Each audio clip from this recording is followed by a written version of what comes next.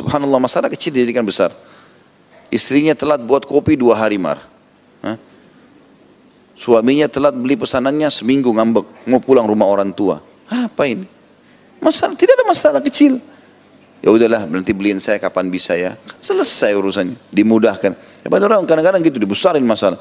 Kadang-kadang temannya cuma pakai sendalnya ribut, seperti sudah terjadi perang dunia. Kenapa ini? Mudahkan urusan itu. Semua cobaan akan ada pahalanya di sisi Allah Subhanahu wa ta'ala. Dan sekian banyak keterangan tentu berhubungan dengan masalah ini. A'udzu billahi minasy syaithanir rajim. Puncak kebahagiaan seorang muslim, coba direnungi ini ya. Puncak kebahagiaan seorang muslim adalah imannya tentang adanya akhirat. Tanamkan baik-baik dalam hati itu, kalau kita punya kehidupan akhirat, bukan di sini. Dunia ini cuma lewat. Terlalu banyak orang sebelum kita, Bapak Ibu sekalian, yang lebih cantik, yang lebih gagah, yang lebih kaya, yang lebih segala-galanya. Tapi kalau kita lewat di kuburan yang merupakan batu nisan dan tanah yang kalau kita lihat yang masih hidup ini, di dalamnya ada orang-orang itu. Mereka banyak sekali yang lebih dari kita, tapi mereka juga sudah meninggal dunia. Dunia ini sehebat apapun kita mengejar prestasinya akan kita tinggalkan. Nanti kalau kita meninggal, semua cuma jadi kenangan. Dan itu di hari-hari pertama saja. Oh ini bajunya dia, oh ini sepatu dia, oh ini rumah dia, oh ini mobil dia, oh ini perusahaan dia. Sehari, seminggu, sebulan, selesai. Semua akan ditutup. Orang akan lupakan. Dikenang sesekali, setahun sekali. Ya, ada orang subhanallah tidak dikenang lagi oleh kerabatnya. Apalagi kalau orang-orang yang jauh dari agama. Mereka sudah tidak mendoakan lagi si mayit. Gitu. Sedangkan orang-orang soleh saja kadang-kadang masih lalai mendoakan orang yang sudah meninggal. Apalagi orang yang dasarnya jauh dari agama. Maka ini fakta-fakta lapangan yang sudah real, yang sudah bisa kita lihat dan sudah dilalui oleh banyak manusia. Miliaran manusia sebelum kita sudah meninggal dunia. Kita pun akan begitu. Dunia ini sebentar, kita akan menuju ke akhirat. Beriman tentang adanya akhirat dan kehidupan abadi di sana, adanya surga dan kita sering membacanya, itu akan mendatangkan kebahagiaan yang luar biasa. Karena cobaan apapun di muka bumi jadi kecil. Lumpuhkah, gangguan orang kah? Kalau kita hubungkan sama akhirat, ya sudahlah, saya nggak bisa ambil hak saya dari dia sekarang, saya ambil di akhirat. Kita tahu ada akhirat. Di sini di dunia miskin, di akhirat tidak ada yang miskin. Bahkan mayoritas penghuni surga itu adalah orang-orang miskin. Karena mereka hisapnya mudah. Makan pas-pasan hari itu. Pakaian yang dipakai cuma itu. Dan akhirnya tidak ada hisab hari kiamat. Orang yang dihisab adalah orang yang kaya, yang banyak macam-macam fasilitasnya. Allah akan tanya, nikmat ini kau pakai untuk apa, dari mana asalnya. Tapi orang yang miskin tidak, gitu kan. Sampai dalam sebuah hadits Bukhari juga, riwayatkan Imam Bukhari, bahwasanya surga akan mengeluh, bukan mengeluh, akan berbicara pada hari kiamat, mengatakan, kenapa tidak ada yang masuk ke dalamku kecuali orang-orang miskin? Mayoritasnya orang susah semua. Jadi kalau kita lihat orang-orang susah itu, yang penting dia orang beriman, ahli surga semua. Lalu kemudian neraka mengatakan, kenapa tidak masuk ke dalamku kecuali orang-orang yang sombong? Kenapa hanya orang-orang yang banyak membangkang begini? Mana orang-orang yang miskin juga ini? Kenapa nggak ada yang masuk ke sini? Maka Allah SWT berfirman kepada keduanya, kepada surga dikatakan, engkau adalah rahmatku yang aku balas orang-orang yang patuh kepadaku denganmu. Dan Allah SWT berfirman atau berkata kepada neraka, engkau adalah siksaku yang aku siksa orang-orang yang membangkang dan durhaka. Kehidupan akhirat ini kehidupan yang luar biasa, teman-teman sekalian. Abadi, tidak lagi penyakit, nggak ada gangguan orang, tidak ada kesusahan apapun. Tidak ada kesusahan. Yang paling ditakuti oleh orang adalah, misal contoh sakit. Kalau ditanya orang, mau sakit nggak? Orang jawab tidak mau. Yang paling pertama dihilangkan di surga nanti adalah tidak ada penyakit. Kata Nabi SAW, orang kalau masuk surga tidak akan beringus, tidak ada penyakit. Kemudian yang paling dikhawatirkan orang setelah itu adalah masa tua. Makanya orang-orang tua biasa kena takut tua, keriputnya pun dioperasi, ya. Cari jalan supaya tetap muda. Mau bungkuk ditegakkan, cari jalan supaya tidak kelihatan tua. Rambut sudah putih disemir semuanya, ya. Orang takut menghadapi masa tua. Di surga tidak ada masa tua. Kata Nabi SAW, orang yang masuk surga tidak akan habis masa mudanya. Yang dikhawatirkan orang kalau pakai baju baru, rusak bajunya, berubah warnanya. Kata Nabi SAW, orang ahli surga tidak akan berubah warna bajunya. Semua yang kita tidak inginkan dan yang paling dikhawatirkan puncaknya adalah orang takut mati. Kata Nabi SAW, mereka tidak akan pernah mati lagi selamanya, hidup selamanya. Dan ini teman-teman hanya sekedar selama di dunia menikmati apa yang Allah perintahkan, syariat. Saya sudah sering bilang ini, menjadi orang beriman, nyaman. Karena kita makan, kita minum, kita juga biologis, tapi itu semuanya dengan halal. Kita pakai baju, kita kumpulin harta, kita pakai mobil, apa saja silakan. Bergerak. Allah mengatakan, wa qul i'malu fa sayarallahu amalakum wa rasuluh. Beramallah kalian, Allah akan nilai dan rasulnya itu, gitu kan? Bebas kita, yang penting konsepnya 5 huruf halal, nikmati. Sebagaimana orang kafir menikmati, tapi mereka tidak kenal namanya konsep halal, tidak terkontrol gitu. Kalau orang beriman teman-teman dan beramal soleh ini tidak bisa makan, tidak bisa minum, tidak bisa tidur, nggak bisa apalah, semua tertahan. Orang kafir semuanya bahagia, enak, misalnya. Mungkin wajar orang tidak menjadi orang beriman, tapi kita di dunia ini nyaman. Makin dekat dengan Allah, makin sehat badannya, ya makin kuat pandangan matanya, makin banyak rezekinya. Coba praktikin sederhana. Coba hijrah 100%, jadi orang baik. Allah mudahkan semua urusannya. Sampai pada hal-hal yang kecil. Sampai hal kecil, apa saja kita baru ngomong pengen ini ya, tiba-tiba ada yang kasih, Allah kasih. Seringkali begitu kita lalui kan, kadang-kadang pengen makan ini ya, tiba-tiba ada makanan tersebut. Loh, subhanallah, baru bicara sudah dikasih sama Allah. Makin dekat dengan Allah makin dimudahkan. Di dunia kita bahagia, di akhirat kita lebih bahagia lagi. Maka beriman tentang adanya akhirat ini membuat seseorang mukmin tenang. Dan siapapun yang berbuat baik di dunia ini, tidak cukup dia nikmati di sini, dia punya rumah yang bagus, dia punya kendaraan yang bagus, dia punya pasangan, punya anak-anak, punya segala macam prestasi dunia. Plus lagi yang terbaik yang dia kerjakan di dunia ini Allah nilai, Allah kasih juga nanti yang terbaik di akhirat sana. Menjadi balasan buat dia. Maka ini judul kita tentunya. Ya. Judul kita berbicara tentang masalah itu. Orang yang baik di dunia, dialah yang akan mendapat perlakuan baik di akhirat.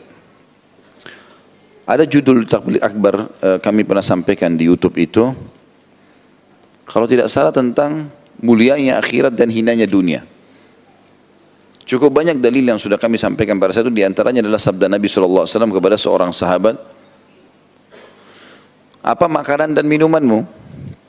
Kata orang tersebut, saya makan daging dan minum susu ya Rasulullah. Dianggap ini makanan yang paling hebat kalau manusia. Kalau dia sudah tiap hari makan daging, minumannya susu, ini berarti orang yang mampu. Kata Nabi SAW, kira-kira pada saat selesai kau makan, kemana hasilnya? Akan kemana makanan dan minumanmu tadi itu? Maka kata sahabat tersebut, dia tidak mau bilang jadi air seni dan tinja karena kurang sopan di hadapan Nabi SAW. Beliau mengatakan, akan menjadi apa yang sudah anda tahu ya Rasulullah. Maksudnya jadi kotoran nantinya. Gitu kan? Sebagian jadi nutrisi, yang jelas yang lainnya semua keluar gitu kan. Kata Nabi SAW, sesungguhnya Allah memberikan perumpamaan dunia ini seperti makanan atau sisa makanan ataupun makanan yang dikeluarkan dari hasil makanan dari perut manusia. Gitu. Artinya seperti kotoran. Orang kalau meninggal teman-teman baru tahu, oh ternyata dunia itu begini ya. Hina benar nih. Kita dulu ribut-ributan, rebutan tanah, rebutan tempat duduk, rebutan jabatan, rebutan ini. Enggak ada apa-apanya. Bahkan itu jadi hisab yang berat pada hari kiamat. Ya. Maka beriman kepada akhirat ini sangat besar manfaatnya. Makanya dijadikan sebagai rukun iman. Dan seringlah baca ya, hadis-hadis, riwayat-riwayat tentang surga. Seminggu sekali, 2 minggu sekali, ya, sebulan sekali maksimal baca lagi kembali. Ya, ada banyak buku itu. Rasulullah SAW cerita tentang surga dan neraka. Ada tamasya ke surga, ada dahsyatnya neraka. Dibeli buku-buku itu. Cas kembali iman kita. Itu yang dilakukan oleh para sahabat sehingga mereka selalu rindu dengan akhirat itu. Juga dalam hadis yang lain Nabi SAW pernah melihat bangkai di pasar, kemudian sangat busuk bangkai tersebut dan sudah rusak, mulai rusak. Kata Nabi SAW, siapa yang mau beli ini? Kata para sahabat, tidak ada ya Rasulullah. Bangkai, bau gitu kan. Kata Nabi SAW, Allah memberikan perumpamaan dunia seperti bangkai ini. Ya. Kemudian juga dalam hadis yang lain Nabi SAW mengatakan perumpamaan dunia kalian dibandingkan akhirat. Kalau mau tahu fasilitas di akhirat nanti, hanya dengan patuh saja ibadah selama dunia dan akan dapat itu di akhirat. Seperti seseorang di antara kalian memasukkan telunjuknya ke lautan lalu diangkat. Lihatlah air yang ikut dengan jari telunjuknya. Akhirat ini ibaratnya laut itu.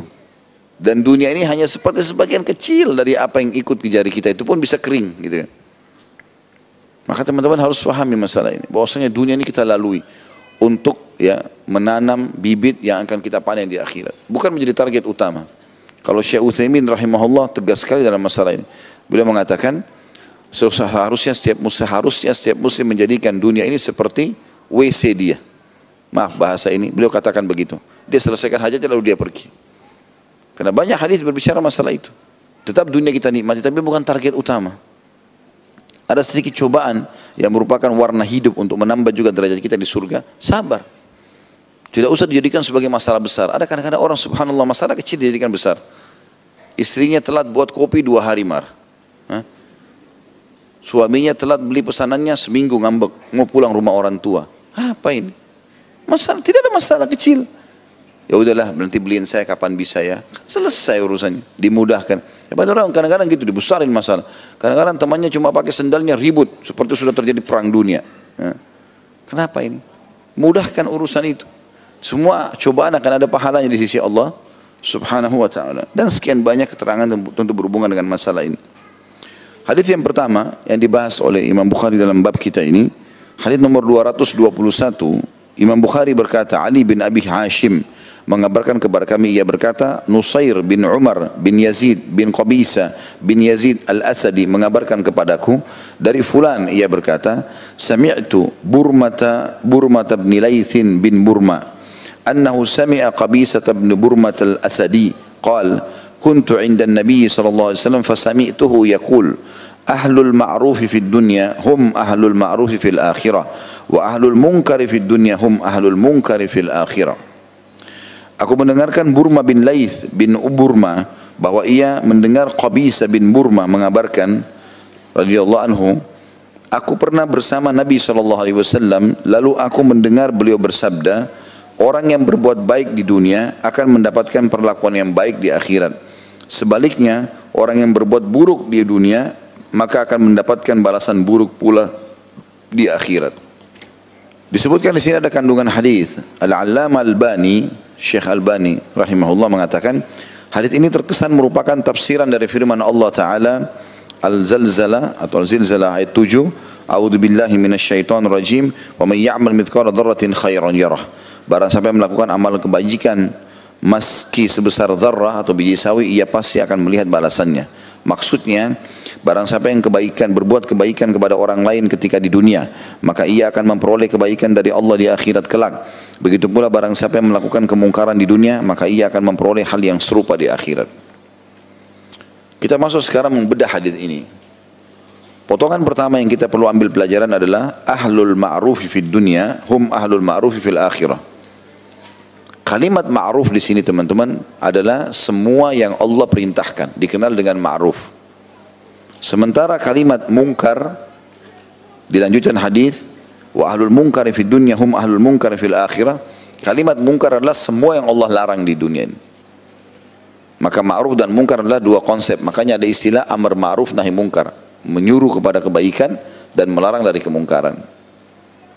Maka tidak ada yang ma'ruf bagi seorang muslim kecuali yang Allah ma'rufkan atau Allah perintahkan, dan tidak ada yang mungkar di mata seorang muslim kecuali yang Allah larang.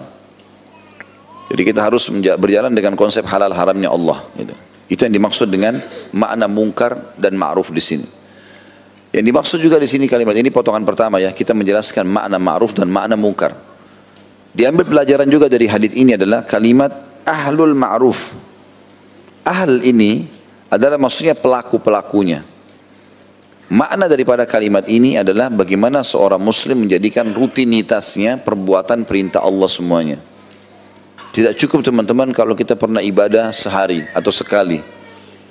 Saya pernah jelaskan ini dan saya ingatkan kembali. Allah Subhanahu wa ta'ala memerintahkan kita untuk baca basmalah, bismillah pada saat mau makan dan minum. Pada saat setiap mau makan dan minum. Allah tidak suruh kita baca sekali seumur hidup. Allah suruh kita ulang-ulangi. Allah menyuruh kita sehari sholat 5 waktu. Setiap hari perintah sholat tahajud ada, perintah sholat duha ada, perintah sholat qabliyah, ba'diyah, sholat tahiyat masjid kalau masuk masjid, sholat taubat, perintah-perintah ada, bakti sama orang tua, jenguk orang sakit. Semua ini ma'ruf Allah jadikan setiap hari. Maka poin penting, jangan pernah merasa amal yang sudah kita kerjakan cukup. Karena kata ulama, Allah memberikan kita umur dan menerapkan di setiap hari dari umur itu perintah amal. Maka orang yang dimaksud dengan ahli ma'ruf, orang yang menerima nanti pahala ma'ruf di akhirat, Allah berikan balasan yang baik adalah orang yang mengisi setiap lembaran harinya dengan yang ma'ruf. Artinya sibuk dari amal ke amal. Kayak hari ini misalnya teman-teman, dari taklim ini apalagi nih program saya, buat program, oh ada taklim lagi di sana, oh ada taklim lagi di sana, mencari rezeki halal, oh saya akan jenguk orang sakit, saya akan bakti sama orang tua. Kita program berjalan dari ma'ruf ke ma'ruf. Kalau kita sudah rutinkan ma'ruf ini, perbuatan-perbuatan baik ini, maka kita dapat julukan ahli ma'ruf. Ahli ma'ruf artinya si pelaku ma'ruf itu sendiri. Nabi SAW ingatkan dalam sebuah hadis yang sahih, kata Nabi SAW, janganlah seseorang di antara kalian berkata, dulu aku pernah sholat malam. Itu dulu. 10 tahun lalu saya pernah sholat malam. Dulu waktu gadis dan bujang saya sholat malam. Sekarang sudah nenek kakek-kakek, sholat gak? Gitu. Dulu saya pernah sedekah buat Palestina. Dulu. Kapan itu? 7 tahun lalu. Kalau 7 tahun lalu misalnya kita bersedekah dan kita bahas sekarang, berarti ada 6 tahun sekian yang kita tidak sedekah. Jadi jangan bangga dengan itu. Apalagi kita tidak tahu apakah itu ikhlas atau tidak, diterima atau enggak. Kita butuh amal. Saking butuhnya kita dengan amal untuk memberikan derajat di surga, sampai Allah jadikan bukan cuma dari kita sumber pahala, dari orang lain kita bisa dapat pahala. Tunjukin orang lain jalan, nasihati dia, bantu dia, jadi pahala semua. Niat baik bisa jadi pahala. Orang lain mengikuti langkah kita dalam kebaikan juga dapat pahala. Jadi semua ini harus difahami kalau ma'ruf itu dikerjakan setiap saat dan terus berulang. Tidak ada waktu kosong bagi seorang mukmin. Ya. Tidak boleh lagi teman-teman usahakan sekarang ke depan. Tidak ada lagi namanya lewat malam tidak tahajud. Jangan lagi dianggap membisikkan syaitan kan itu cuma sunnah. Ya, sunnah pun perintah. Rutin kan harus kerjakan. Kalau bukan sekarang kapan? Gitu kan? Saya baru kemarin dikirimkan oleh salah seorang cuplikan. Ada orang subhanallah ditangkap di CCTV masjid sholat tahajud. Pas selesai salam meninggal dunia dalam keadaan sujud. Dia sujud dia meninggal. Lalu ditulis itu keterangannya atau diberikan keterangan orang ini tertutup dengan husnul khatimah. Orang kalau terbiasa dengan perbuatan ma'ruf, maka Allah akan tutup hidupnya dengan ma'ruf itu. Kata Nabi SAW, kalau orang terbiasa dengan satu perbuatan, Allah akan tutup hidupnya dengan perbuatan itu. Kalau antum mau tahu orang ini husnul khatimah atau su'ul khatimah, lihat 2 pekan, sebulan sebelum dia meninggal. Bukan dilihat fisiknya pada saat meninggal. Karena ada orang soleh, tapi terbakar di pesawat. Jatuh di lautan, dimakan badannya oleh ikan. Belum tentu dia su'ul khatimah, belum tentu dia buruk kematiannya. Seperti Hamzah dan para sahabat yang dimutilasi di perang Uhud. Hamzah itu hidungnya terpotong, berdarah semua, dadanya terbelah. Tapi dia sayyid syuhada, pimpinan para syuhada. Beberapa tokoh Quraisy ditemukan mati dalam kondisi kulitnya mulus. Tapi berarti dia tetap, bukan berarti itu dia baik, ahli neraka. Tolok ukurnya orang ini baik atau tidak, lihat beberapa hari sebelum dia meninggal. Karena kata Nabi SAW, orang kalau terbiasa dengan satu perbuatan, Allah akan tutup dengan itu. Terbongkar kedoknya pada saat mau meninggal tuh. Dia biasa ngisi taklim, dia meninggal dalam kondisi taklim. Dia biasa sholat, dia dalam kondisi sholat. Dia biasa sedekah, pada saat dia sedekah, Allah jadikan penutup amalnya itu. Dan dia kalau biasa berzina, dia biasa mencuri, nanti ditutup dengan itu oleh Allah SWT. Dan ini luar biasanya, lebih jauh daripada itu. Amal-amal ma'ruf, amal-amal saleh yang kita kerjakan teman-teman, itu bisa terwariskan. Kalau kita biasakan diri kita saleh, mengalir di darah kita ini semua kesolehan, terbiasa zikrullah, berdoa, segala macam, itu terwariskan kepada anak-anak. Terwariskan dengan izin Allah subhanahu wa ta'ala. Ya, makanya Umar bin Khattab pernah saya ceritakan, ingin menikahkan anaknya dengan cucu penjual susu, justru karena kesolehannya wanita tersebut. Dia tahu perempuan ini menangis malam hari, tidak mau mengizinkan neneknya mencampur susu dengan air karena takut dihukum sama Allah. Itu saja Umar sudah cukup jadikan patokan. Suruh anak-anaknya nikahi. Dia khalifah raja, anak-anaknya anak raja. Berarti para pangeran menikahi masyarakat biasa dari cucu penjual susu hanya karena keimanannya. Waktu Hafsah radhiyallahu anha ya, menjadi janda anaknya Umar bin Khattab, maka beliau keliling mencari siapa orang saleh yang bisa menjadi suami Hafsah, supaya bisa memandu dia dalam perbuatan yang ma'ruf. Dan ini terwariskan semuanya. Sebagaimana juga kefasikan akan terwariskan, itu bahaya sekali. Ya, sumber-sumber haram, perbuatan-perbuatan haram ini akan membuat efeknya juga kepada anak-anak. Mereka durhaka, mereka jadi terbiasa juga dengan keburukan. Karena memang itu ajaran orang tuanya. Maka harusnya difahami manfaat yang kedua dari hadis adalah ahli ma'ruf, yang akan juga ma'ruf di akhirat. Maksudnya mereka akan dikenal di akhirat dan diberikan kedudukan tinggi justru orang yang rutin kenal. Kalimat ahl artinya rutin mengerjakannya. Nah, dia terus sibuk dengan itu. Enggak ada waktu loh teman-teman sekalian, enggak ada waktu. Jangan main-main soal waktu ini. Karena kita tidak tahu kapan kita meninggal. Harusnya kita memposisikan diri setiap saat meninggal bisa. Kalau seandainya dokter memvonis salah seorang di antara kita, umur bapak atau ibu tinggal 2 minggu. Kemudian ada tetangga kita atau teman kita datang, itu tetanggamu fulan bicarakan tentang kamu. Kira-kira masih mau ribut dia? Dokter sudah vonis 2 minggu lagi umurnya. Sudahlah. Si fulan ambil hakmu. Aduh biarin aja deh. Orang sudah mau mati. Apalagi kalau sudah berjalan tinggal 2 hari. Sujud terus. Sebenarnya teman-teman tanpa tunggu vonis dokter, malaikat maut bisa dapat setiap saat. Tapi orang tidak sadari itu. Lalai dengan ketampanannya, dengan kecantikannya, dengan hartanya, dengan angan-angannya. Enggak boleh kita lalai dengan itu. Tidak ada waktu. Gunakan dalam kesolehan, ketaatan. Kita berharap segera menuju ke akhirat. Ya. Makanya Ali bin Abi Thalib mengatakan, ketahuilah dunia ini punya anak-anak, akhirat punya anak-anak. Dan jadilah kalian anak-anak akhirat. Jangan jadikan target di sini. Kita ini sebenarnya diciptakan oleh Allah SWT. Nabi Adam dan ayah kita dan ibu kita Hawa diciptakan oleh Allah SWT alaihi wassalam untuk di surga. Dan kita semua untuk ikut ke surga. Kita cuma mampir di sini. Jangan mampir di sini terus rusak hubungan dengan Allah, berkufur, menjadi ahli maksiat, lalu kemudian nanti di akhirat dimasukkan ke neraka karena membangkang. Kita seperti lagi naik kendaraan bus misalnya, lagi tujuannya Jakarta ke Surabaya misalnya. Kita ini dunia ini seperti orang mampir sebentar di rest area. Begitu saja. Minum, makan, buang hajat, pergi. Ada tujuan kita. Itu yang disebutkan oleh Nabi SAW dalam sebuah hadits, perumpamaan aku dengan dunia seperti musafir yang penat, capek, istirahat sebentar di bawah pohon, habis itu dia pergi. Tidak ada sesuatu yang harus menjadi beban masalah dunia ini. Ya. Dan kita harusnya sibuk dari amal ke amal. Ingat teman-teman, kami ini para da'i hanya bisa bicara seperti ini, teriak-teriak di mikrofon, Bapak Ibu sadarlah, ginilah. Dan kami tidak mungkin ngawasi Bapak Ibu di rumahnya.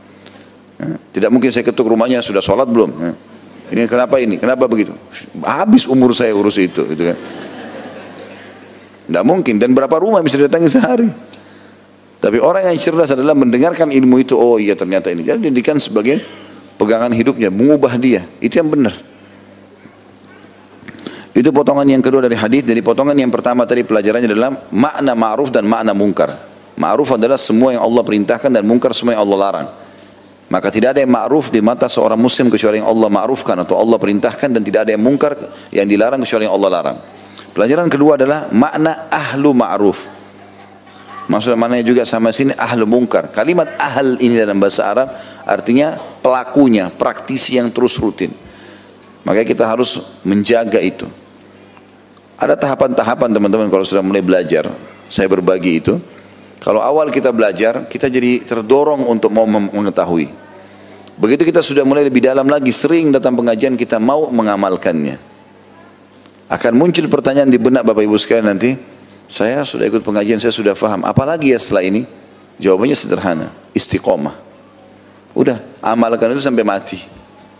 Itu yang Allah mengatakan, wa'bud rabbaka hatta ya'tiyakal yakin. Kalau sudah sampai kepadamu kebenaran itu, maka tinggal kau sembah Tuhanmu sampai kau mati. Udah situ saja, sederhana sekali hidup ini, gitu kan. Kemudian potongan yang ketiga atau manfaat ketiga dari hadis adalah kalimat fid dunya dan juga fil akhirah.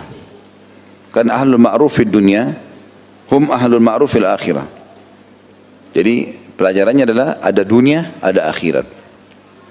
Dan dunia tempat lewat, akhirat adalah tempat abadi.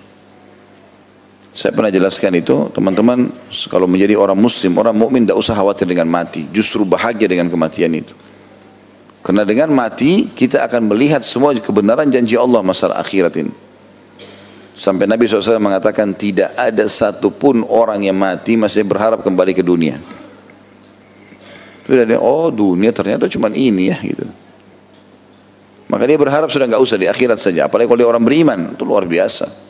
Nggak ada lagi. Jadi jangan kita berpikir di dunia ini, oh itu mungkin suami saya, oh itu istri saya, itu anak saya, oh itu orang tua saya. Dia berharap kesian mungkin ini makanan kesukaannya, dia akan tinggal di sini, dia akan pikirkan rumahnya, bagaimana ya kalau dia lihat anaknya menikah. Nggak ada pikirannya begitu. Orang udah mati dia lihat surga, dilupain kita ini semua.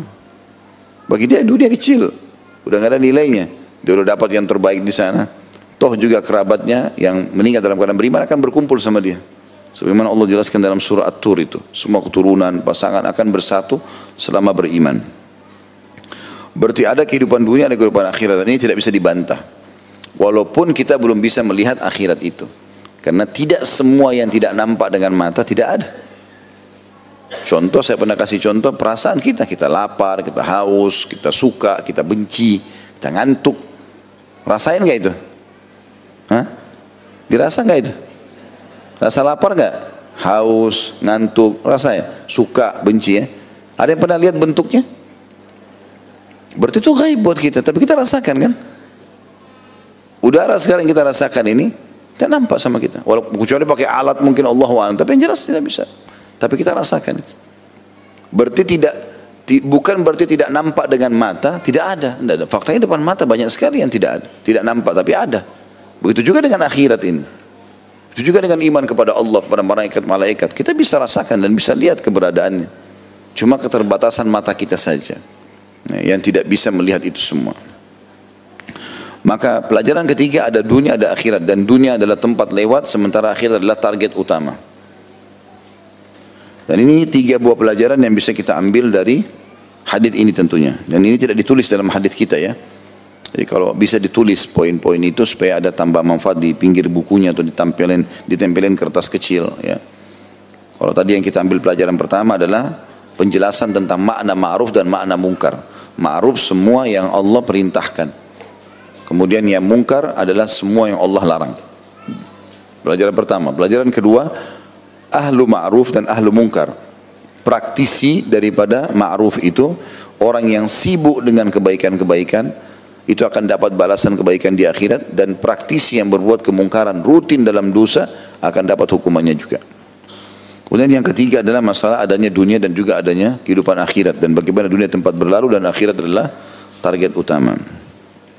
Itu hadits pertama di bab kita nomor 114. Hadits yang kedua, nomor haditsnya urutannya 222. Imam Bukhari berkata rahimahullah, Musa bin Ismail mengabarkan kepada kami, ia berkata, Abdullah bin Hassan al-Ambari mengabarkan kepada kami, ia berkata, Hibban bin Asim mengabarkan kepada kami, Harmalah adalah ayah dari ibunya atau Sofiyah binti Ulaibah dan Duhaibah binti Ulaibah mengabarkan kepadaku, kedua atau kakek keduanya adalah Harmalah. Ayah dari ayah keduanya bahwa ia mengabarkan kepada kami. Tentu ini sanad ya. Orang mengambil dari fulan, dari fulan, dari fulan gitu ya. Mereka semua mengabarkan kepada kami an Harmalah bin Abdullah annahu kharaja hatta ata an-nabiy sallallahu alaihi wasallam fa kana indahu hatta arafahu an-nabiy sallallahu alaihi wasallam. فلما ارتحل قلت في نفسي والله لا أتين النبي صلى الله عليه وسلم حتى أزداد من العلم فجئت أمشي حتى قمت بين يديه فقلت ما تأمرني أعمل قال يا حرملة ائت المعروف واجتنب المنكر ثم رجعت حتى جئت الراحلة ثم أقبلت حتى قمت مقامي قريبا منه فقلت يا رسول الله ما تأمرني أعمل قال يا حرملة ائت المعروف واجتنب المنكر وانظر ما يعجب أذنك أن يقول لك القوم إذا كنت من عندهم فأته وانظر الذي تكره أن يقول لك القوم إذا كنت من عندهم فاجتنبيه أو فاجتنيه فلما رجعت تفكرت فإذا هما لم يدعا شيئا. Dari Harmalah bin Abdullah radhiyallahu anhu bahwa ia keluar hingga menemui Nabi SAW. Maksudnya keluar dari rumahnya menuju ke Nabi SAW. Ia duduk bersama Nabi hingga Nabi SAW mengenalinya. Maksudnya dia perkenalkan diri sampai Nabi tahu namanya dan seterusnya. Ketika pergi, aku berkata dalam hatiku, kata Harmalah radhiyallahu anhu, demi Allah aku akan menemui Nabi SAW agar ilmuku bertambah. Tadi sudah duduk sama Nabi, sekarang sudah dikenal sama Nabi, dia keluar dari masjid. Begitu dia dekat dengan untanya, dia bilang saya mau kembali lagi. Saya ingin belajar lagi dari Nabi. Ingin minta nasihatnya. Lalu aku datang berjalan hingga berdiri di hadapan beliau. Maksudnya kepada Nabi SAW. Lalu aku berkata, apa yang engkau perintahkan kepadaku tentang atau tentu akan aku kerjakan. Apa yang engkau perintahkan wahai Rasulullah kepadaku, tentu akan aku kerjakan. Maka Nabi SAW menyebutkan wasiatnya. Dan ini yang jadi saksi bahasan di bab kita. Wahai Harmala, lakukanlah kebaikan dan jauhilah kemungkaran. Aku lalu kembali ke hewan kendaraanku. Kemudian aku kembali lagi mendekati Nabi SAW. Setelah dekat dengan beliau, aku berkata kepadanya, sallallahu alaihi wasallam, wahai Rasulullah, apa yang engkau perintahkan akan aku kerjakan. Maka beliau bersabda, wahai Harmalah, lakukanlah kebaikan dan jauhilah kemungkaran, dan perhatikanlah apa yang disukai oleh orang-orang untuk engkau kerjakan, yang engkau dengar ketika berada di dekat mereka. Maka lakukanlah, perhatikanlah juga apa yang tidak disukai orang-orang ketika engkau mengerjakannya, dan engkau ketahui ketika duduk di dekat mereka, maka tinggalkanlah. Setelah pulang aku fikirkan hal itu, ternyata keduanya tidak meninggalkan kekurangan sedikit pun. Ada kandungan hadis dulu di sini. Yang pertama, semangat para sahabat dalam menuntut ilmu, karena mereka merasa haus dengan ilmu itu. Dan ini termasuk adab syar'i. Bagaimana seorang muslim membuat dirinya haus dengan ilmu, karena ilmu itu biar banyak kita ambil tidak mengenyangkan perut, ya. Tidak membuat badan kita gemuk, tidak mengambil space atau tempat di tubuh kita atau di kepala kita. Di sebanyak apapun dia, tidak ada sesuatu yang membuang kita. Malah kita jadi lebih tahu, lebih faham, dan otak kita mampu untuk menampung seluruh ilmu yang kita ingin pelajari dengan kuasa Allah SWT. Oleh karena itu menuntut ilmu tidak ada ruginya, karena ilmu itu akan menjaga kita, berbeda dengan harta yang kita sibuk untuk menjaganya. Yang kedua, dorongan agar melakukan kebaikan dan meninggalkan kemungkaran, sebagaimana sudah kita jelaskan tadi, ya. Dan akan kita insyaAllah ibaratkan lagi beberapa manfaat setelah ini. Yang ketiga, sesungguhnya manhaj yang benar atau metode hidup yang mengantar ke jalan yang lurus atau as-siratal mustaqim, serta kedudukan yang tinggi menganjurkan seseorang untuk berakhlak mulia dan menjauhi akhlak yang buruk. Kita bedah sekarang hadis ini potongan demi potongan insyaallah. Yang pertama adalah sikap Harmalah radhiyallahu anhu, di mana beliau berkata, aku telah mendatangi Nabi sallallahu alaihi wasallam, ya, sampai ia mengenalku. Dan ini salah satu adab yang baik dalam majelis ilmu. Orang datang memperkenalkan dirinya, saya fulan, gitu kan. Terutama pada Nabi SAW, karena Nabi adalah seorang Nabi.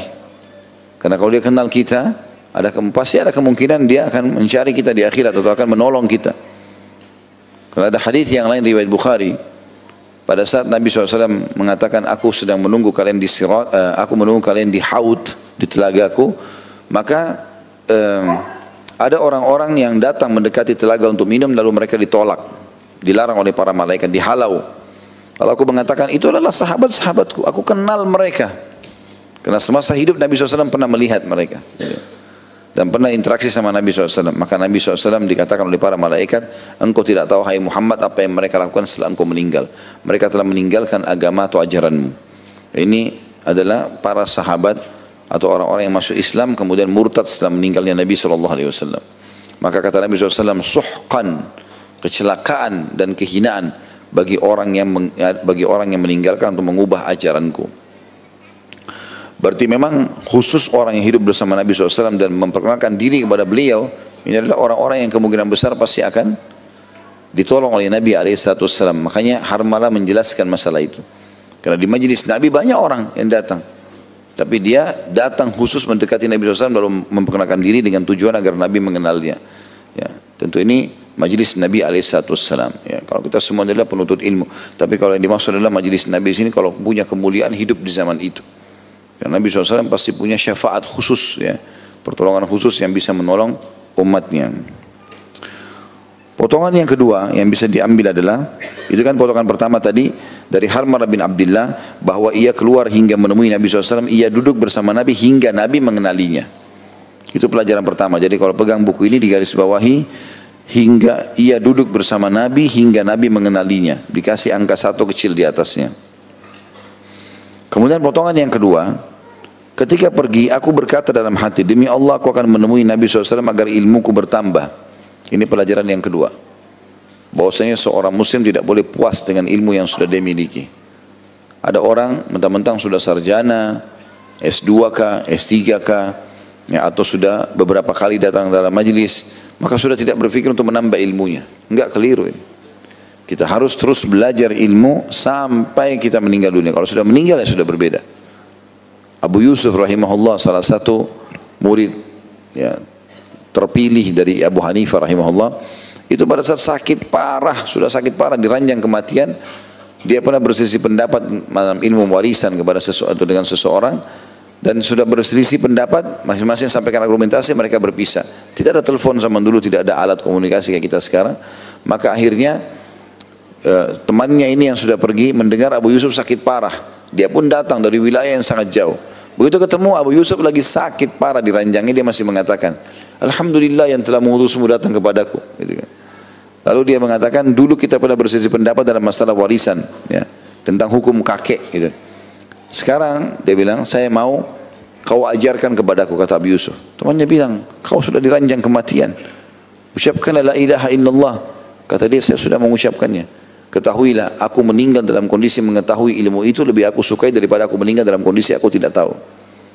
Lalu kemudian temannya ajarkan, ini loh dalilnya. Allah berfirman, ini Rasulullah bersabda, ini perkataan para sahabat. Dihafal sama Abu Yusuf dalam kondisi sakit parah di atas ranjang. Kata temannya, selesai dia hafal dalil-dalilnya, saya pun pamit keluar. Begitu saya pamit keluar, baru tiba di depan pintu, keluarganya menangis karena dia sudah meninggal dunia. Orang mukmin tidak akan mengenal berhenti menuntut ilmu.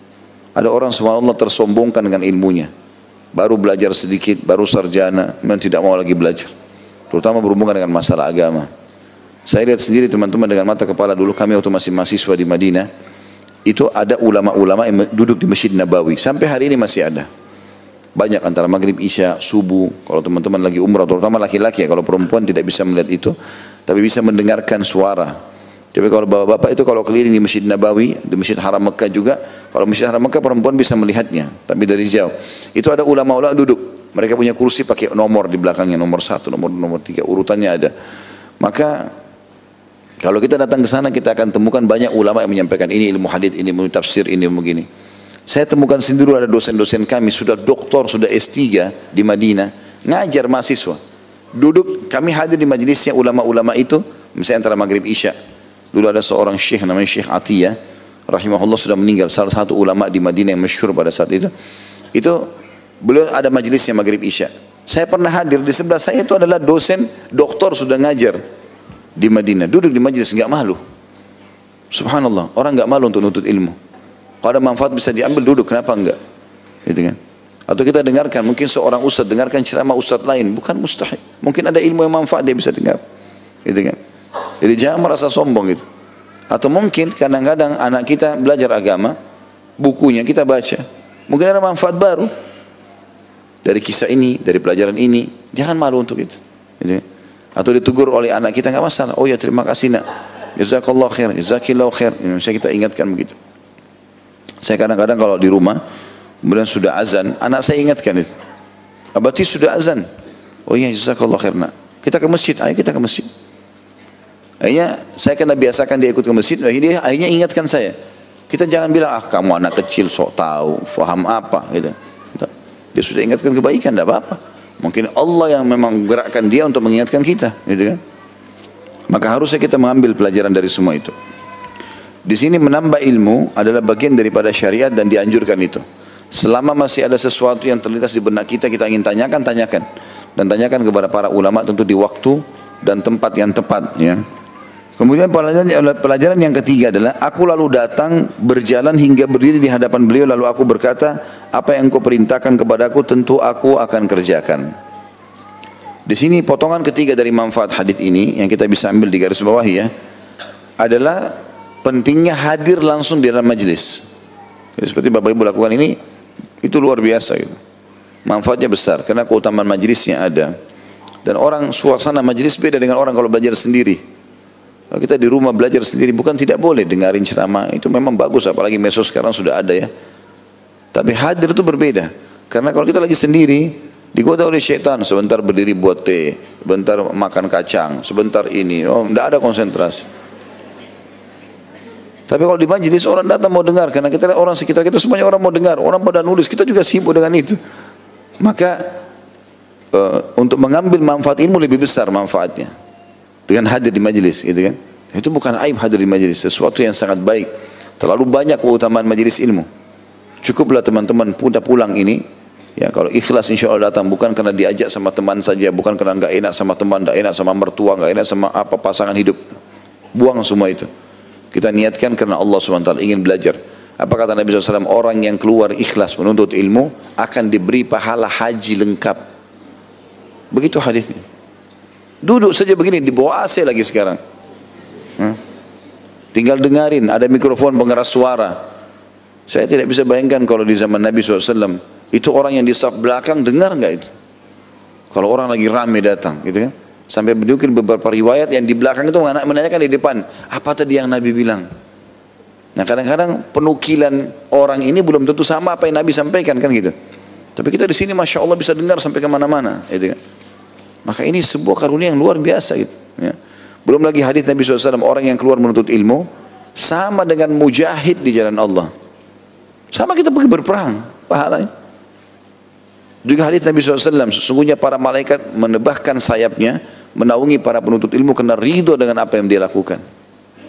Dan sekian banyak keutamaan yang luar biasa dalam majelis ilmu. Itu ada bahasa sendiri tentunya. Tetapi yang jelas, hadir dalam majelis itu punya keutamaan tersendiri. Kecuali darurat kita nggak bisa, nggak sempat, kita lagi kerja, lagi ada pekerjaan di rumah misalnya, itu lain. Mungkin bisa kita dengan medsos sekarang ini kita bisa ikuti itu ya. Kita bisa putar-putar ulang, tapi untuk datang ke majelis itu luar biasa. Setiap perjalanan juga naik motor, naik mobil, itu semua ada pahalanya. Apalagi datang ke masjid, rumah Allah seperti ini, maka itu semua ada keutamaan tersendiri. Dan itu yang dibuat oleh Harmalah radhiyallahu anhu, beliau datang kepada Nabi SAW. Dan sebenarnya ada sebuah kaidah penting dalam menuntut ilmu ini ya. Ulama mengatakan ilmu yu'ta ilaih ya. Ilmu itu didatangi. Jadi sebenarnya yang benar itu adalah orang-orang pada datang ke dalam majlis gitu. Kalau sekarang kadang-kadang banyak ustadz yang diundang.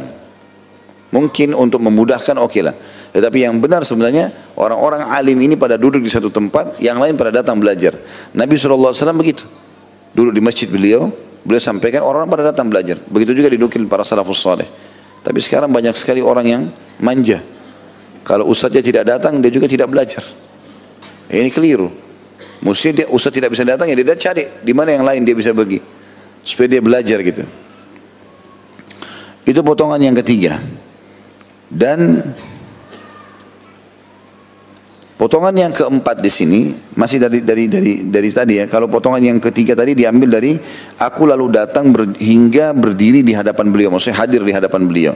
Potongan keempatnya adalah Harmalah berkata kepada Nabi SAW, apa yang engkau perintahkan kepadaku tentu aku akan kerjakan. Ini termasuk adab penuntut ilmu. Bagaimana dia minta agar diberikan wasiat, bisa dengan mengatakan wasiatkanlah saya, nasihatilah saya. Tapi termasuk juga hal yang baik adalah sudah yakin gurunya ini benar, dia mengatakan perintahkan apa ini, saya mau kerjakan gitu. Jadi mungkin yang terlintas di benak gurunya pada saya itu akan disampaikan, perintah saya begini dan begitu ya. Pernah ada seorang ikhwah mengatakan kepada saya, Ustaz apa kabar? Terus kemudian saya jawab alhamdulillah baik. Saya tanya balik, bagaimana ibadah antum? Saya cuma nanya biasa umum gitu. Tiba-tiba dia jadikan sebagai statusnya, berbicara sebentar dengan guru, akhirnya saya ditanya tentang ibadah. Dan ini pertanyaan sederhana tapi dalam. Padahal saya tidak niat itu sebenarnya. Saya cuma umum menanyakan karena pas Ramadan gitu kan. Tapi rupanya dia bisa ambil pelajaran dari situ ya. Bahwasanya yang sedang ditanya adalah ibadah. Jadi coba koreksi masalah puasa, masalah sholat malamnya, masalah zikir dan seterusnya.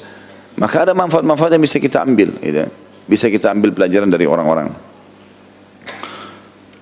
Kemudian potongan yang kelima, itu ada potongan yang keempat. Potongan yang kelima adalah wasiat Nabi SAW yang Nabi bersabda, wahai Harmalah, lakukanlah kebaikan dan jauhilah kemungkaran. Ringkas, padat gitu kan. Kerjakan semua yang ma'ruf, kebajikan yang Allah perintahkan, dan tinggalkan semua yang mungkar yang Allah larang. Udah, itu wasiat saya gitu kan. Maka Harmalah pun berkata, Aku pun kembali ke hewan kendaraanku. Kemudian aku kembali lagi mendekati Nabi SAW. Artinya setelah mendengar itu, sepertinya dalam juga nih. Mungkin ada wasiat lain. Dia ingin dengarkan lagi. Maka dia mengatakan lagi setelah dekat dengan Nabi SAW, aku berkata kepada beliau, wahai Rasulullah, apa yang engkau perintahkan akan aku kerjakan. Tadi sudah aku dengar itu, ada yang lain enggak? Maka Nabi SAW bersabda, wahai Harmalah, lakukanlah kebaikan dan jauhilah kemungkaran, lalu ditambah wasiatnya, dan perhatikanlah apa yang disukai oleh orang-orang untuk engkau kerjakan yang engkau dengar ketika berada di dekat mereka. Maka lakukanlah. Jadi kalau seandainya kau sedang duduk sama orang-orang, kira-kira dari pembicaraan mereka, kau bisa tangkap orang siapa, tipologi seperti apa yang disukai oleh mereka. Oh si fulan itu jujur, oh si fulan itu dermawan, oh si fulan itu begini dan begitu, ramah. Lakukanlah itu. Kata Nabi SAW, apa yang kau dengar dari orang-orang yang baik, maka kerjakan. Dan sebaliknya, perhatikan juga apa yang tidak disukai orang-orang itu, atau ketika engkau mengerjakannya dan engkau ketahui ketika duduk di dekat mereka, maka tinggalkanlah. Misal ada orang duduk dan dia tahu teman-temannya tidak suka pada saat dia sibuk dengan handphone atau dia ngomong apa, teman-temannya tidak suka, maka jauhilah itu, kata Nabi SAW. Kata beliau, Harmalah, setelah aku pulang, aku pikirkan itu ternyata keduanya tidak meninggalkan kekurangan sedikit pun. Maksudnya setelah aku pulang, aku renungi, ternyata itulah inti daripada kehidupan ini. Amar ma'ruf nahi mungkar, menyuruh kepada kebaikan dan larang kemungkaran, lalu kemudian mengerjakan dan istiqamah dalam masalah itu, mengerjakan ma'ruf dan meninggalkan mungkar, ini adalah inti daripada kebahagiaan hidup. Nah, ini kembali kepada apa yang saya wasiatkan tadi teman-teman sekalian, sibukkan diri dari amal soleh ke amal soleh. Amal soleh ke amal soleh. Kapan kita sibukkan diri dengan amal soleh, kita nggak butuh energi khusus untuk tinggalkan dosa. Dosa itu hanya bisa syaitan tanamkan dalam hati kita kalau kita sedang lalai. Tapi kalau kita sibuk dengan amal soleh, tidak. Jadi orang lagi santai, lagi nggak ada kegiatan, apalagi nggak berzikir, nggak baca Quran, nggak dengerin ceramah, maka syaitan akan masuk. Mulailah masuk kepada kemaksiatan, tonton ini, tonton itu. Tapi kalau dia sibuk dengan amal soleh, amal soleh ke amal soleh, amal soleh ke amal soleh, dari ceramah ke ceramah, dari zikir ke zikir, dari doa ke doa, dari Quran ke Quran, terus saja dia sibuk dengan itu, maka tidak ada celah buat syaitan untuk menggoda dia. Jadi kita tidak butuh energi khusus untuk meninggalkan dosa. Tapi sibukkan diri dengan amal soleh, otomatis dosa akan ditinggalkan. Hadis selanjutnya, nomor 223, Imam Bukhari berkata, Al-Hasan bin Umar mengabarkan kepada kami, ia berkata, haddatsana Mu'tamir qal zakartu li abi haditha Abi Uthman an Salman annahu radhiyallahu anhu annahu qala inna ahlal ma'ruf fid dunya hum ahlul ma'ruf fil akhirah faqala inni sami'tu min Abi Uthman yuhaddithuhu an Salman fa'araftu anna dhaka kadhalik fama haddathtu bihi ahadan qat. Mu'tamir mengabarkan kepada kami, ia berkata, aku menyebutkan hadis Abu Uthman kepada ayahku yang aku dengar dari Salman, maksudnya Salman Al-Farsi radhiyallahu anhu. Hadis tersebut adalah sesungguhnya orang yang berbuat baik di dunia akan mendapatkan perlakuan baik juga di akhirat. Mu'tamir berkata, aku mendengar hadis ini dari Abu Uthman yang mendengar dari Salman, maka aku pun tahu itu demikian. Setelah itu aku tidak mengabarkan hadis itu kepada siapapun. Hadis ini mirip sebenarnya, wasiatnya adalah tadi bagaimana seseorang menjadi ahli ma'ruf, orang yang sibuk rutinitasnya dengan amal soleh di dunia, maka dia akan menjadi orang juga ahli ma'ruf di akhirat. Artinya akan sangat dikenal di akhirat. Ya, di antara contoh misalnya muadzin, ya. Kata Nabi SAW, muadzin, orang-orang yang azan, itu adalah orang yang paling tinggi lehernya pada hari kiamat. Ya, jangan dibayangkan lehernya meninggi, ya. Tapi yang dimaksud adalah dia akan sangat dikenal di akhirat. Allah SWT tonjolkan dia. Itu juga karena dia sibuk azan ke azan, azan ke azan. Juga hadis Nabi SAW tentang dua orang yang saling mencintai karena Allah. Kata Nabi SAW, nanti di hari kiamat di sebelah atau di sekitar singa arsy, atau di sebelah singgasananya Allah, atau di sekitar singgasana Allah di arsy-Nya, itu ada mimbar-mimbar yang penuh dengan cahaya. Di atasnya ada orang-orang yang memakai baju bercahaya dan wajah mereka bercahaya, sampai nabi-nabi dan para syuhada cemburu dengan mereka. Maka kata para sahabat, ya Rasulullah, sifhum lana, gambarkan kepada kami siapa orang-orang itu. Luar biasa ini, Allah kasih kelebihan. Kata Nabi SAW, orang yang sibuk, ya, saling mencintai karena Allah, saling duduk bermajlis bersama-sama karena Allah, dan saling menziarahi karena Allah. Sibuk dari situ. Banyak hal teman-teman sekalian yang kita anggap remeh tapi sebenarnya dia bernilai besar. Seperti memenuhi hajat seorang muslim. Kalau ada seorang muslim yang telepon, minta tolong atau WA, tolong ini ya, tolong ini ya, tolong temani saya. Jangan anggap remeh itu. Apa kata Nabi SAW? Aku memenuhi hajat satu saudaraku muslim. Satu saja. Antar dia ke pasar, tunjukin dia ke satu tempat, lihatkan dia rumah yang dia mau beli, kendaraan dia mau diperbaiki, segala macam. Kata Nabi SAW, aku memenuhi hajat satu saja saudaraku muslim, lebih aku cintai daripada aku beriktikaf 1 bulan di masjid ini. Ditunjuklah masjid beliau alaihissalam. Beliau tunjuk masjid beliau. Iktikaf di Masjid Nabawi teman-teman, artinya mengikat diri 5 waktu solat, selain juga solat-solat sunnah duhanya, solat tahiyat masjid, solat wudu, solat tahajudnya. Semua ini iktikaf, mengikat diri. Pahalanya 1 kali solat 1000. Kalau berjamaah dikali 25 kali lipat, diangkat 27 derajat gitu kan. Sebulan itu luar biasa. Kalau sehari saja kita punya 1 pahala sholat wajib 1000 di Masjid Nabawi, berarti kita punya 5000 pahala subuh, duhur, asar, maghrib, isya. Kalau sendirian, kalau berjamaah dikali 25 kali lipat, dikali sebulan itu luar biasa pahalanya. Tapi Nabi SAW memberikan kita kata kunci, apalagi yang tidak tinggal di Madinah. Kalau aku penuhi hajat satu saya saudaraku muslim, lebih aku cintai daripada itikaf di masjid ini 1 bulan. Artinya mendapatkan pahala ribuan. Berarti memenuhi hajat seorang muslim itu mengalahkan pahala itikaf 1 bulan di Masjid Nabawi. Dan ini satu karunia yang luar biasa. Allah SWT mudahkan kita untuk mendapatkan pahala dari ma'ruf ini, gitu kan. Kemudian juga hadis selanjutnya, dan ini hadis penutup sebenarnya mirip saja ya, cuma sanadnya ya. Yang kata Nabi SAW,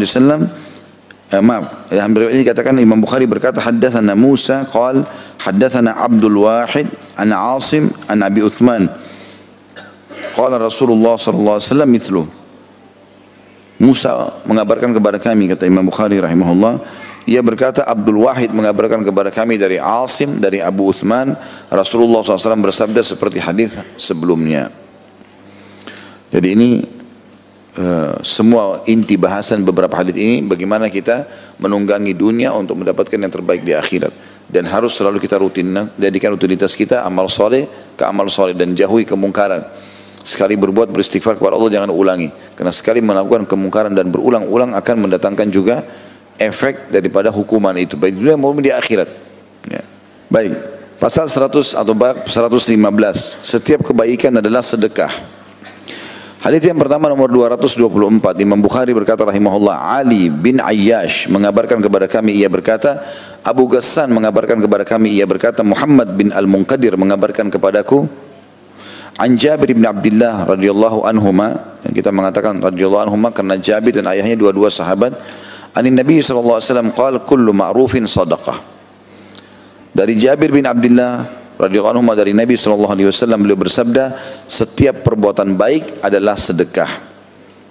Kandungan hadis, dalam hadis ini terdapat anjuran agar tidak meremehkan satu atau suatu perbuatan baik, karena setiap kebaikan yang dilakukan dan diucapkan oleh seseorang tercatat baginya sedekah. Hadis ini ringkas, padat, dan ini termasuk dalam jawami'il kalim namanya. Salah satu kelebihan yang Allah berikan kepada Nabi SAW, beliau punya jawami'il kalim. Apa itu jawami'il kalim? Jawami'il kalim ini kalimat-kalimat ringkas tapi punya makna luas. Kalimatnya sederhana, kullu ma'ruf sadaqah. Semua perbuatan baik yang kamu lakukan akan dicatat sebagai sedekah, maksudnya jadi pahala. Ya, sebagian ulama mengatakan bisa 2 makna. Akan dapat pahala dari amalmu itu, misalnya bakti sama orang tua, jenguk orang sakit, itu akan dicatat pahala sendiri, dan ditambah plus pahala sedekah. Allah SWT akan nilai juga itu pahala, jadi dia dapat double pahala. Jenguk orang sakit dapat pahala jenguknya, dapat juga pahala sedekahnya, dianggap itu sedekah di jalan Allah SWT. Bagaimana nilainya itu Allah lebih tahu. Maka semua perbuatan yang ma'ruf Allah nilai dengan sedekah ya. Kandungan hadis ini, kata beliau, dalam hadis ini terdapat anjuran agar tidak meremehkan satu perbuatan baik, karena setiap kebaikan dilakukan dan diucapkan oleh seseorang tercatat sebaginya sedekah. Apapun itu sifatnya, apapun itu sifatnya. Senyum dengan muslim, memandu, menunjukkan orang alamat, apa saja mungkin kita anggap remeh. Bahkan kata Nabi SAW, aku diperlihatkan seseorang ahli surga yang sedang menikmati istana di surga dengan buah-buahannya karena sepotong duri yang dia pindahkan dari jalan agar tidak mengenaki manusia atau tidak mengena atau tidak membahayakan manusia. Itu aja sudah cukup membuat dia menikmati istana-istana di surga. Bagaimana dengan perbuatan-perbuatan yang lain? Kalau lagi lewat teman-teman kita lihat ada potongan kayu di tengah jalan, mampir sebentar, pindahkan dari jalan. Karena kata Nabi SAW, iman itu 70 sekian tingkatan, yang paling tinggi la ilaha illallah, yang paling rendahnya adalah meninggalkan sesuatu dari yang berbahaya dari jalanan. Jangan anggap remeh. Saudara kita muslim lagi baik, senyum, kita senyum, salam, ucapin salam. Abdullah bin Umar kadang-kadang kalau selesai sholat duha, sudah mandi, sudah segala macam, udah tidak ada kegiatan lagi, dia sudah selesaikan hizib Qur'annya, sudah zikir pagi petangnya, dia keluar dari rumahnya ke pinggir jalan hanya ucapin salam baru kembali lagi. Semua amal soleh dikerjakan. Apa yang Allah mudahkan depan mata kerjakan dan jangan ditunda-tunda. Setiap ada bisikan menuju kita menunda, apalagi meninggalkan, maka itu dari syaitan. Baca isti'adzah. A'udzubillahi minasyaitonirrajim. Hadis selanjutnya dalam bab kita ini adalah hadis nomor 225. Imam Bukhari berkata, Adam bin Abi Iyas mengabarkan kepada kami, ia berkata, Syu'bah mengabarkan kepada kami, ia berkata, haddatsani Sa'id bin Abi Burdah bin Abi Musa عن أبيه عن جده قال رضي الله عنه أجمعين قال النبي صلى الله عليه وسلم على كل مسلم صدقة قالوا فإن لم يجد قال فيعتمل بيديه فينفع نفسه ويتصدق قالوا فإن لم يستطع أو لم يفعل قال فيعين ذا الحاجة الملحوف قالوا فإن لم يفعل قال فيأمر بالخير أو يأمر بالمعروف قالوا فإن لم يفعل قال فيمسك عن الشر فإنه له صدقة. Sa'id bin Burdah atau Sa'id bin Abi Burdah bin Abi Musa mengabarkan kepadaku dari ayahnya dari kakeknya radhiyallahu anhu ajma'in, ia berkata, Nabi SAW bersabda, diwajibkan atas setiap muslim bersedekah. Rutin selalu mengeluarkan apa saja, makanan, minuman, pakaian, uang. Itu diwajibkan supaya dia selamat. Karena sedekah bisa meredam murkanya Allah. Sebagaimana sabda Nabi SAW, sedekah tudfi'u ghadabur rahman. Kalau ada kesalahan kita, Allah maafkan. Para sahabat bertanya, jika ia tidak mendapatkan sesuatu yang bisa disedekahkan, maka beliau SAW menjawab, hendaklah ia bekerja dengan kedua tangannya untuk mendapatkan manfaat bagi dirinya sendiri dan bersedekah. Dia kerja, hasil kerjanya dia makan, dia juga sedekahkan kepada orang lain. Mereka para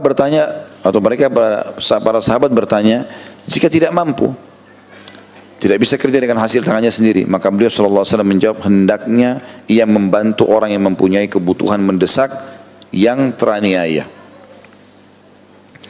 Mereka lalu jadi bantu orang lain supaya bisa dia keluar dari permasalahannya. Nasihat kah, bantuan materi kah, fisik kah, tenaga. Mereka lalu bertanya lagi, jika tidak mampu juga, maka beliau SAW menjawab, hendaknya ia mengajak berbuat baik. Maka mereka menjawab itu, bertanya lagi, jika tidak mampu juga ya Rasulullah, artinya sangat lemah orang ini, maka beliau SAW menjawab, hendaknya ia menahan diri dari keburukan, sesungguhnya itu adalah sedekah baginya. Dia tidak buat dosa saja, itu sudah sedekah. Tadi kalau dia bisa bantu orang lain, dinasihati segala macam, bagus. Kalau dia tidak bisa, berarti kalau dia tahan diri dari keburukan saja sudah cukup, itu adalah sedekah. Kandungan hadis ini, yang pertama, dalam hadis di atas terdapat dorongan agar bekerja dan berusaha serta berbuat baik jika memungkinkan. Yang kedua, keutamaan mengulurkan tangan dan menolong orang-orang yang mengalami kesulitan dan membutuhkan. Kalau poin pertama tadi, tentu ini adalah etos kerja dalam Islam ya. Maksudnya motivasi yang sangat besar dalam Islam untuk bekerja. Islam tidak menyuruh kita menjadi orang miskin, orang susah. Kecuali kalau memang sudah begitu, kita sudah berusaha, Allah tetap kasih begitu ya sudah. Tapi kalau tidak, kita disuruh bekerja, bergerak. Ya, Islam menyuruh kita menjadi orang yang mampu bergerak supaya kita bisa bersedekah, bisa berjihad, bisa segala macam yang kita lakukan. Yang kedua tadi, keutamaan mengulurkan tangan dan menolong orang-orang yang mengalami kesulitan dan membutuhkan. Ya, sebagaimana Nabi SAW mengatakan, engkau bertasbih sedekah, engkau bertahlil sedekah, bilang subhanallah, la ilaha illallah, sedekah. Engkau bertakbir adalah sedekah, ya. Engkau menyeru kepada kebaikan sedekah, melarang dari kemungkaran adalah sedekah, dan engkau menolong saudaramu muslim dengan mengangkat barang-barangnya, ketunggangannya adalah sedekah. Semuanya dinilai pahala oleh Allah SWT. Kita lihat teman kita bawa kresek banyak, berat, kita bantuin misalnya. itu sudah sedekah. Yang ketiga, keutamaan tidak berbuat kejahatan karena ingin memperoleh ridho Allah Ta'ala. Keutamaan tidak berbuat kejahatan karena ingin memperoleh ridho Allah Ta'ala. Jadi bagaimana kita meninggalkan keburukan saja, tidak jadi ganggu orang, tidak jadi bermaksiat, kita batalkan, itu sudah cukup untuk mendapatkan pahala. Yang keempat, istilah sedekah dapat disematkan pada berbagai bentuk perbuatan baik. Semua perbuatan yang baik bisa dihitung sedekah. Ya, kita buat apapun adalah sedekah. Walaupun tadi saya bilang ada juga makna ulama hadis bilang, kalau orang berbuat kebaikan seperti ini Allah kasih pahalanya. Misalnya bakti sama orang tua, jenguk orang sakit, baca Quran. Tapi semua perbuatan baik ini Allah kasih lagi nilai seakan-akan ini sedekah semuanya. Maka ada double-double pahala yang bisa didapatkan dalam masalah seperti ini. Hadis selanjutnya, ya, saya tidak mengulangi lagi untuk memberikan pelajaran lain karena ini sudah terulang ya, hampir tadi terulang semuanya. Adalah hadis nomor 226.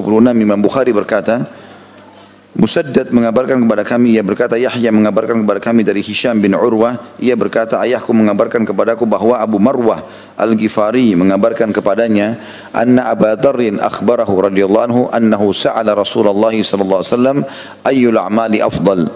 قال إيمان بالله وجهاد في سبيله قال فأي الرقاب أفضل قال أغلاها ثمنا وأنفسها عند أهلها قال أرأيت إن لم أفعل قال تعين ضاعيا أو تصنع لأخرق قال أرأيت إن لم أفعل قال تدع الناس من الشر فإنها صدقة تصدق بها على نفسك.